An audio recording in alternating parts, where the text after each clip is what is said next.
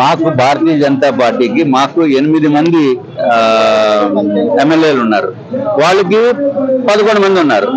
మరి వాళ్ళకి ప్రతిపక్ష హోదా ఏదో ఒక హోదా కనిపిస్తే, ప్రతిపక్షంలో ఉన్నారు కాబట్టి వాళ్ళకి హోదా కనిపిస్తే మాకు కూడా ఇవ్వాలి కదా. అరే కరెక్టేనండి, అధికార పార్టీలో ఉన్న ఏదో హోదా అయితే ఇవ్వాలి కదా మాకు కూడా. మూడే కదా మాకు ఆలోచించారా. అవును, జనసేనకు ఆల్రెడీ ఆయన ఫ్లోర్ లీడర్ కాబట్టి ఆయనకు ఉంది, ఆయనకు హోదా ఆల్రెడీ ఉంది, మంత్రిగా ఉన్నారు. మీతో సమానంగా ఇంచుమించు వచ్చే సీట్లని మీరు కూడా అడుగుతున్నారు. మేము కూడా అంత లెవెల్లో ఉన్నామని చెప్పడానికి మీరు గుర్తుంచుకోండి. ఇదివరకు పరిస్థితి వేరు, ఇది 151 నుంచి వాళ్ళు కిందకు వచ్చేసారు, మేము 0 నుంచి 8కి వెళ్ళాం. అంటే గ్రాఫ్ ఎంత పెరిగిందని మీరు ఒక్కసారి ఆలోచించాలి. బొత్స గారు రింగ్ తిప్పినా రింగ్ లోకి వెళ్ళి వాళ్ళు తక్కువ. ఇప్పుడు ఇంకేముంది, వాళ్ళకి ఎంత 11 మంది ఉన్నారు, ఇంక దాంట్లోకి వెళ్ళాలన్నా మనసు రావట్లేదు ఎవరికి. ఎందుకు దాంట్లోకి వెళ్ళి నాశనం అయిపోవడం తప్ప. బోల్డ్ పార్టీలు ఉన్నాయి, కాంగ్రెస్ ఉంది, బీజేపీ ఉంది, టీడీపీ ఉంది, జనసేన ఉంది, ఇన్ని పార్టీలు ఉన్నాయి కదా.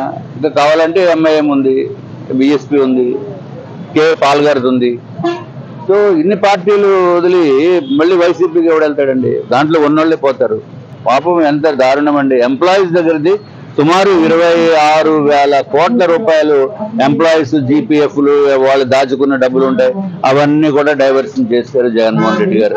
ఈ డబ్బంతా ఎక్కడ పెట్టారో అర్థం కావట్లేదండి. అంతా బెంగళూరు ప్యాలెస్ కూడా సరిపోవు అంటే లండన్ ఎక్కడ పెట్టేశారో మరి అది అర్థం కాదు. అర్జెంట్ గా ఆయన ఫ్లైట్ కి వెళ్ళినప్పుడు అన్ని చెక్ చేయాలా ఫ్లైట్ లో. ఇదివరకు ఎయిర్పోర్ట్ విజయవాడ ఎయిర్పోర్ట్ కి ఈ స్పెషల్ ఫ్లైట్స్ ని ఆపరేట్ చేయడానికి ప్రైవేట్ ఏజెన్సీస్ ఉంటాయి. ఆ ప్రైవేట్ ఏజెన్సీస్ కూడా జగన్మోహన్ రెడ్డి గారు బినామీలను పెట్టారని చెప్పి ఇదివరకు వచ్చిన ఆరోపణ. మరి అది నిజమై ఉండొచ్చేమో కూడా తెలియదు మనకి. అప్పటి వరకు ఉన్నది వెంటనే 2 నెలలు మారిపోతారండి. 5 సంవత్సరాల నుంచి దోచుకున్నారు. ఆ దోచుకున్న దాంట్లో వీళ్ళు కూడా కొంత ఏదో వచ్చి ఉంటుంది కదా, అది దానికి భయపడి కొంత ఉంది.